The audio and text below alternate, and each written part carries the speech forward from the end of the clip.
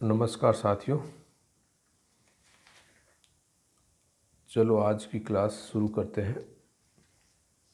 आज का जो चैप्टर है करंट इलेक्ट्रिसिटी, जिसके अंदर हम पढ़ेंगे आवेश वाहक क्या होते हैं, विद्युत धारा क्या होती है, अनुगमन वेग क्या होते हैं, ओम का नियम क्या होता है, देखेंगे। पहली जो डेफिनेशन है अपने पास, करंट इलेक्ट्रिसिटी, गतिशील आवेशों से संबंधित विद्युत को धारा विद्युतिकी कहते हैं।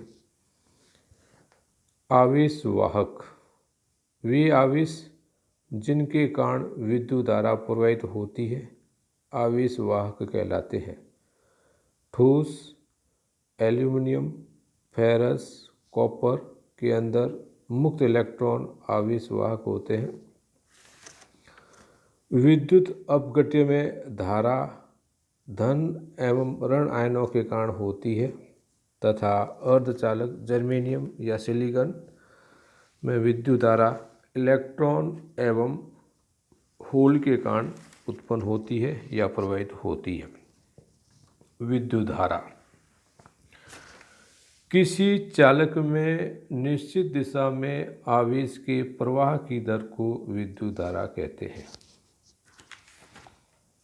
तो शब्द है यहाँ पर आवेश के प्रवाह की दर, और ये हम जानते हैं कि जहाँ शब्द दर की बात आती है हम समय का भाग देते हैं। किसके अंदर देते हैं? तो उसके जो पहले जो शब्द होता है उसके अंदर आवेश को ये कहते हैं डेल्टा क्यू। तो क्यू बाई टी कह सकते हैं या del Q upon del T कह सकते हैं। डेल्टा टी समय के अंदर आवेश डेल्टा क्यू प्रवाहित होता है, तो इकाई समय के अंदर क्या प्रवाहित हो जाएगा? Delta Q upon delta T, और इसको हम लिख देंगे आई औसत या आई एवरेज। उसके बाद आपको बताते हैं कि ताक्षणिक का अगर आप संधि विच्छेद करें तो यहाँ पे क्या आएगा? तत् प्लस क्षण, यानी उस विशेष क्षण पर विद्युत धारा का मान अगर अपने को निकालना है तो देखिए दोस्तों, किसी क्षण विशेष पर धारा का जो मान निकालना है इसको क्या कहते हैं? ताक्षणिक विद्युत धारा। और इसका जो सूत्र है क्या होता है? I equals to limit delta T goes to zero del Q upon del T, और ये पूरा सूत्र मिलकर के बन जाता है D Q upon D T बन जाता है। सामान्य रूप में I equals to Q upon T, Q का सूत्र होता है एन ई और टी की जगह टी। एन का मतलब नंबर ऑफ इलेक्ट्रॉन, इलेक्ट्रॉन की संख्या, और ई का मतलब क्या होता है? इलेक्ट्रॉन पर आवेश, जिसका मान क्या होता है? 1.6 गुणा 10 की घात माइनस 19 सी होता है। मात्रक आवेश का मात्रक कूलाम, और टी का मात्रक क्या होता है? सेकंड, कूलाम पर सेकंड, जिसको एम्पियर कहते हैं।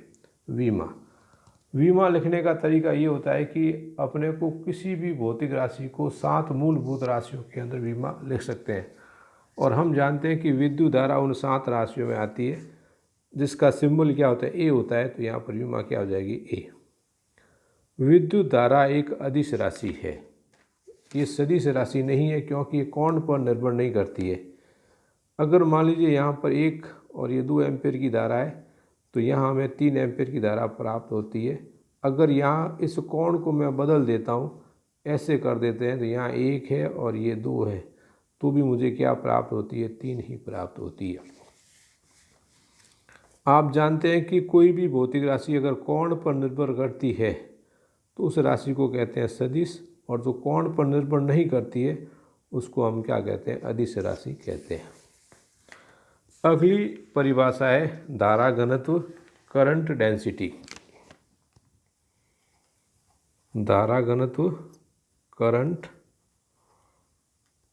डेंसिटी, किसी चालक में इकाई अनुप्रस्थ काट के लंबवत गुजरने वाली कुल धारा को धारा घनत्व कहते हैं। देखिए दोस्तों, ये एक चालक तार है, इसके अंदर विद्युत धारा बह रही है तो इकाई क्षेत्रफल पर जितनी धारा इसके अंदर बहेगी, अंदर जाएगी, उसको हम क्या कहते हैं, धारा घनत्व कहते हैं। तो इसका सूत्र क्या बनेगा, I अपॉन क्षेत्रफल। क्षेत्रफल I अपॉन ds ले सकते हैं, I अपॉन डेल्टा S ले सकते हैं। तो यहाँ क्या आएगा, J equal to I upon delta S। यहाँ पर मैंने दो क्षेत्र बताए, एक तो ये ऐसा है और दूसरा मैंने थोड़ा सा घुमा दिया। तो हम जानते हैं कि क्षेत्रफल की दिशा हमेशा पृष्ठ के लंबवत होती है। अगर पृष्ठ अगर ऐसा है तो क्षेत्रफल की दिशा क्या होगी, ऐसे होगी। ये पहले डायग्राम के अंदर हमें दिखाई। तो यहाँ पर सूत्र क्या बन जाएगा, I अपॉन डेल्टा S। अब दूसरे के अंदर थोड़ा सा अगर मैं इसको मूवमेंट करवा देता हूँ तो क्षेत्रफल की दिशा क्या हो जाएगी, इस साइड के अंदर जाएगी। तो यहाँ पर ये जो कोण क्या बनेगा, थीटा बनेगा।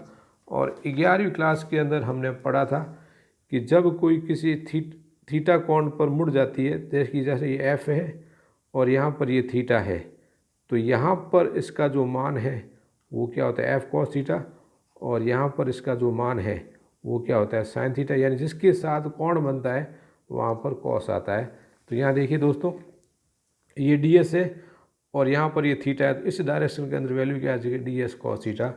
तो यहाँ तो सूत्र बना था I अपॉन डेल्टा एस, तो यहाँ क्या बन जाएगा, D I upon D S cos theta equals to J. वज्र गुणा करेंगे तो D I equals to J D S cos theta.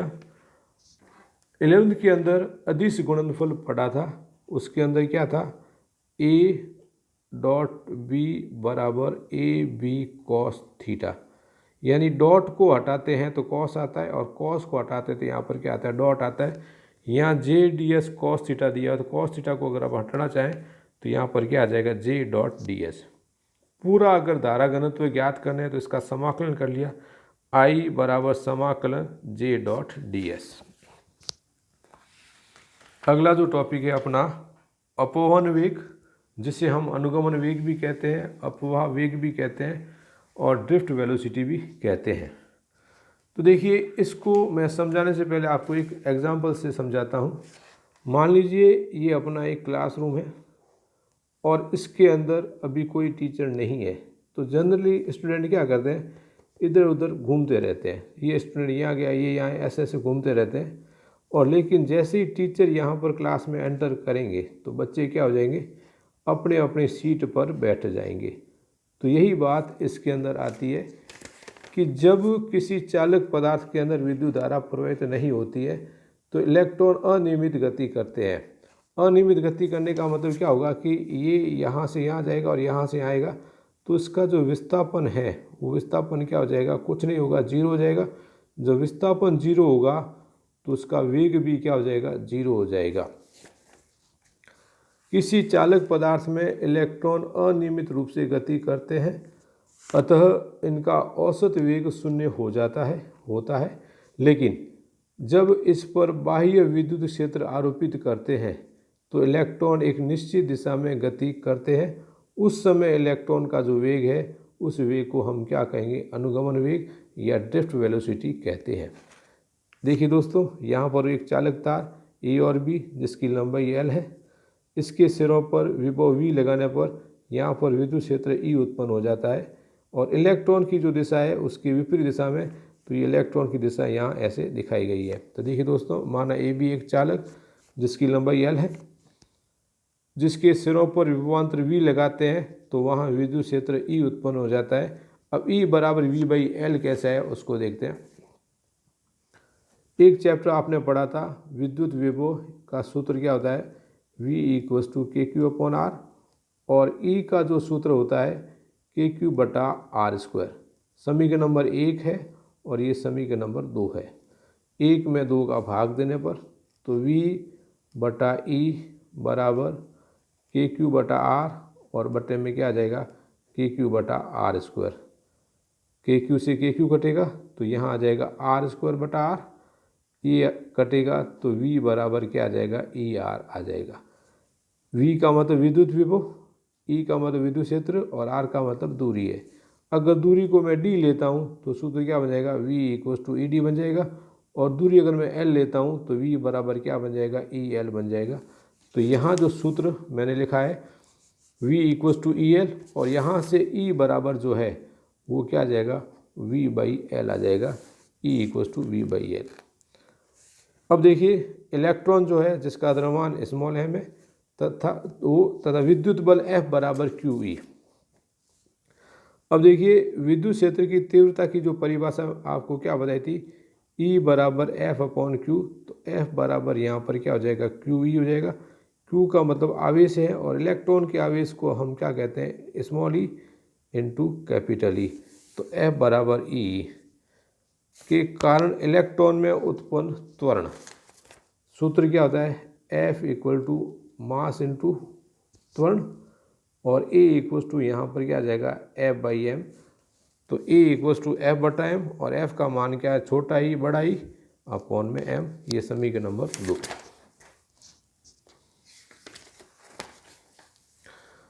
गति के प्रथम समीकरण से, गति का पहला समीकरण क्या होता है, V बराबर U प्लस ए टी।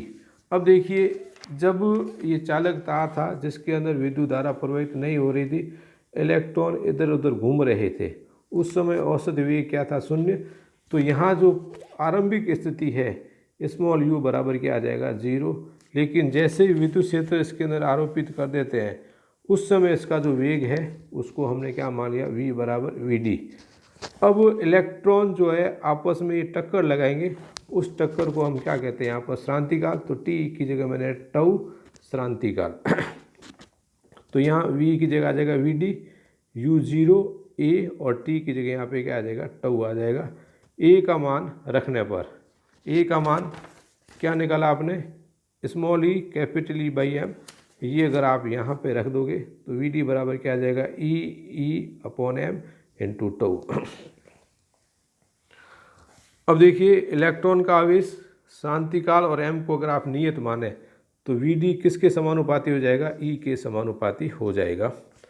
उपरोक्त समीकरण में E का मान समीकरण नंबर 1 से रखने पर, 1 से समीकरण E का मान क्या, V बाई एल।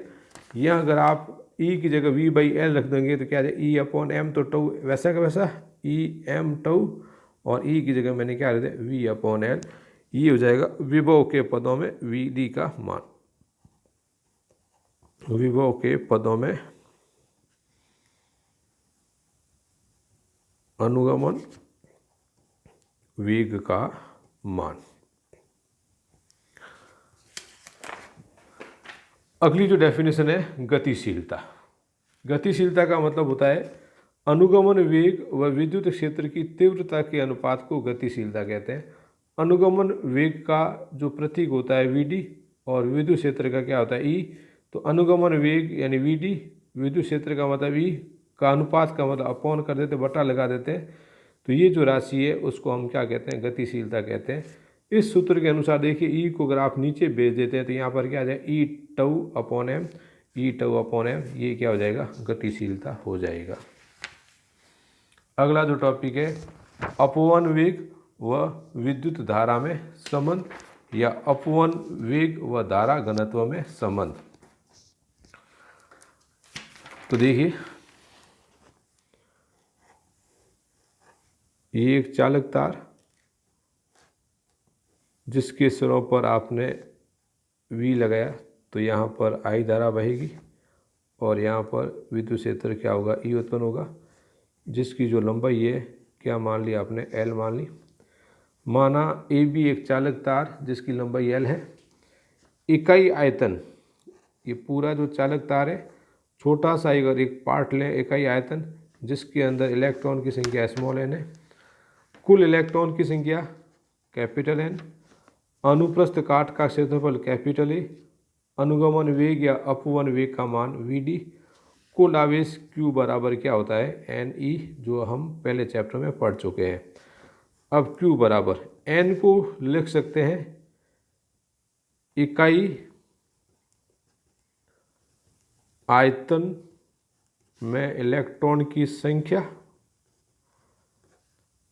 इनटू कुल आयतन, और इनटू में क्या है, E।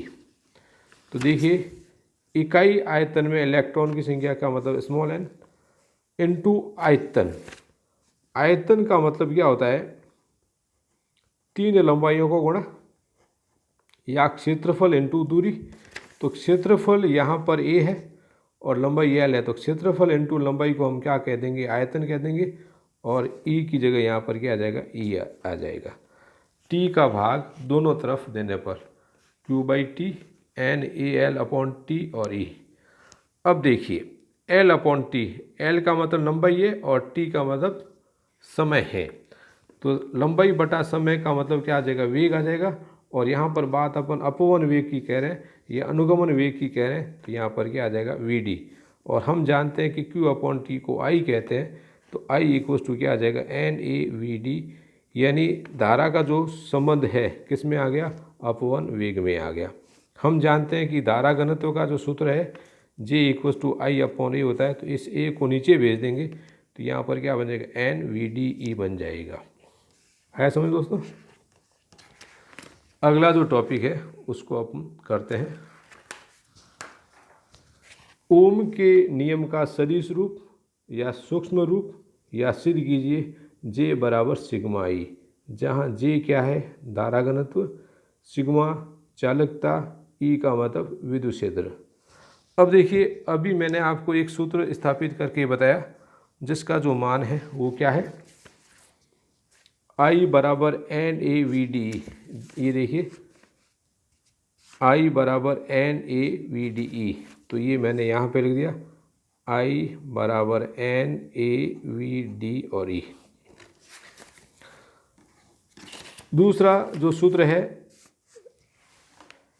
J equals to I upon A, इसके जस्ट नीचे है, देखिए J equals to I upon A, इसका यहाँ पर क्या आ जाएगा, J equals to I upon A equals to हो जाएगा एन वी डी और ई। अब देखिए अभी मैंने बताया था अनुगमन वेग वी डी का मान ई के पदों में ये होता है, तो V D equals to E upon M into tau. यह जो मान है समीकरण नंबर 1 में रखने पर, तो जे की जगह जे, एन और वी डी का मान E tau by M, E tau by M और इनटू में क्या कर दिया, ई कह दिया। तो यहाँ देखिए एन की जगह एन, ई को ई से मल्टीप्लाई किया तो ई स्क्वायर टाउ और आगे ई और अपॉन में एम। इस राशि को अगर मान लो सिग्मा मान लिया जाए तो जे बराबर सिग्मा ई, जहाँ sigma equals to N E square tau बटा एम, और ये क्या कहलाती है, चालकता। और सदिश रूप के अंदर ऊपर सदिश का निशान लगा दें, यही अपने को सिद्ध करना था। ये सदिश रूप भी कहलाता है, छोटा रूप भी कहलाता है, और दूसरा क्या है कि जे बराबर सिग्मा ई भी हो जाए। अगला जो क्वेश्चन है, ओम के नियम का स्थूल रूप या वृहद रूप या प्रथम सिद्धांत से ओम के नियम की व्युत्पत्ति। सेम का सेम डायग्राम है, देखो ये एक पी क्यू या ए बी एक चालक तार है जिसकी लंबाई एल है। विद्युत क्षेत्र आरोपित करने पर इसके अंदर विद्युत विभव और विद्युत क्षेत्र ई उत्पन्न हो जाता है। तो माना लंबाई एल है, तद अनुप्रस्थ काट का क्षेत्रफल कैपिटल ए है कि किसी भाग में से इलेक्ट्रॉन का अपवन या अनुगमन वेग वी डी है। तो देखिए हम जानते हैं कि I बराबर एन ए वी डी, अभी आपको बताया, और वी टी का मान विभव के पदों के अंदर E V tau by M L होता है। समीकरण नंबर 1 व 2 से, 1 व 2 का मतलब ये वी टी का जो मान यहाँ पर है यहाँ से रख दिया, तो I equals to N A और वी डी का मान E V tau upon M L, तो E V tau upon M L into E कर दिया। अब देखिए I एन की जगह एन, ए की जगह ए, और ई का ई से गुणा किया ई स्क्वायर, ये टाउ बटा एम एल इंटू वी कह दिया। अब देखिए ये रहा वी, अब इसको देखिए थोड़ा सा यहाँ पे कर लेते हैं। ये मैंने यहाँ पर क्या लिखा, आई बराबर N A E square tau upon M L और इंटू में वी। तो देखिए इसको ले सकते हैं v अपॉन आई, तो ये रहा v अपॉन आई, यानी क्या कि इस i को नीचे भेज दिया, ये इधर आ जाएगा, तो इक्वल्स टू में क्या आ जाएगा, M L upon N A E square और ये टाउ। वापस देखिए इस i को नीचे भेजा v और इसको ऊपर और इसको नीचे, तो M L upon N A E square ये टाउ, और v अपॉन आई को हम क्या कहते हैं, आर कहते हैं ओम का नियम। तो R बराबर क्या बन जाएगा, ये बन जाएगा तो R equals to ML upon NAE² और टू। इसको थोड़ा सा ढंग से लिख दें तो R equals to M upon NE² two और L यहाँ से बाहर और A यहाँ से बाहर। तो R बराबर, इसको अगर आप रो लिख दें, रो का मतलब प्रतिरोधकता, तो रो L/A, तो रो इक्वल्स टू क्या आ जाएगा M अपॉन NE² और ये टू। देखिए दोस्तों वापस I इक्वल्स टू ये हो जाएगा, तो यहाँ से क्या किया V upon I equals to ये बन गया, इसको मैंने रो मान लिया, तो रो L/A और V अपॉन I को हम क्या कहते हैं, R कहते हैं। तो rho equals to M NE² tau, ये क्या कहलाती है, प्रतिरोधकता। इस पूरे सूत्र को अपन क्या कहते हैं, ओम के नियम का स्थूल रूप। आज के लिए दोस्तों बस इतना ही। नेक्स्ट अपन किसी और वीडियो में करेंगे। थैंक्स फॉर वॉचिंग, धन्यवाद।